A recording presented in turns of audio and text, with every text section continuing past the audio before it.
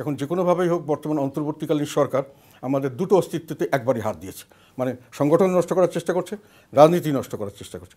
কাজে আমাদের কিন্তু এখন আর কোনো অল্টারনেটিভ নেই। আমাদেরকে এখন এটার উপরে বেঁচে থাকার জন্য দুটোকেই বাঁচাতে হবে, সেইভাবেই আন্দোলন করতে হবে। কাজে পিছু হটার, কম্প্রোমাইজ করার কোনো স্কোপ আমাদের কিছুতে নাই। কাজে রাজনীতি বাঁচানো এবং একসঙ্গে সংগঠন বাঁচানোর জন্য আমাদেরকে যা করণীয় করতে হবে, জনগণের পাশে দাঁড়াতে হবে, জনগণের মুখে কথা তুলে ধরতে হবে, ঝুঁকে নিতে হবে, এবং আমরা সেভাবেই এগিয়ে যাব।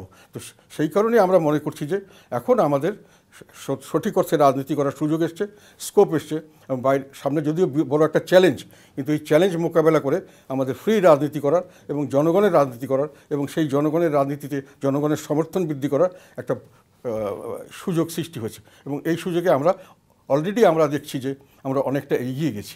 মানুষের অনেক ক্ষেত্রেই নির্যাতিত নিপীড়িত মানুষ যারা বর্তমান সরকারের বিভিন্ন কারণে নির্যাতিত মনে করছেন, বিভিন্ন কারণে তারা বঞ্চিত মনে করছেন, তারা এখন তাদের প্ল্যাটফর্ম খুঁজছেন, যেটাতে জাতীয় পার্টির বাদে আর কোনো প্ল্যাটফর্ম তাদের নেই।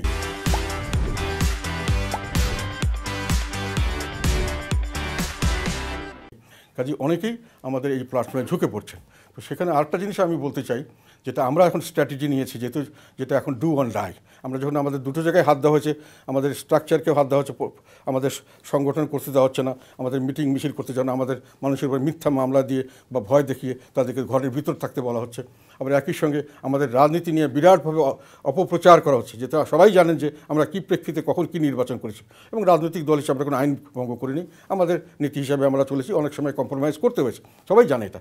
তারপরে এটাকে বারংবার ফ্যাপিয়ে ফিনিয়ে আমাদের রাজনীতিতে খারাপ এটা প্রচার করার একটা সর্বাত্মক প্রচেষ্টা কিছু লোকের মধ্যে দেখা যাচ্ছে। এখন এটা আমাদের জন্য, যখন আমাদেরকে এক ঘরে করে দেওয়ার চেষ্টা করা হলো, এটা আমাদের জন্য একটা বিরাট, বলবো কি, মানে আশীর্বাদ হিসেবে দেখা দিয়েছে। এখন আমাদের রাজনীতি আছে, আমাদেরকে টিকতে হবে, আমাদের উপর নির্যাতন করার চেষ্টা থেকে বেরোতে হবে, এবং আমরা নির্যাতিত জনগণের পাশে দাঁড়াবো, এটাও আমাদের রাজনীতি। আর এই কারণে সংগঠনও এখন দাঁড়িয়ে যাচ্ছে, যে কোনো কম্প্রোমাইজ করার কোনো স্কোপ নেই। ডু অর ডাই, এটা ব্যাটলফিল্ড, আমাকে এগিয়ে যেতে হবে, হয় আমরা জিতবো না হয় মরবো। আমাদেরকে বাদ দেওয়ার উদ্দেশ্যটা কি? আমাদেরকে কেন রেস থেকে বাইরে একঘরে করার চেষ্টা করা হলো? এটা খুব একটা কিন্তু গ্রহণযোগ্য। আমাদের যদি কোনো ভ্যালু না থাকতো, আমাদের যদি কোনো ভোটই না থাকতো, তাহলে আমাদেরকে নিয়ে এত মাথা ঘামানোর কি দরকার?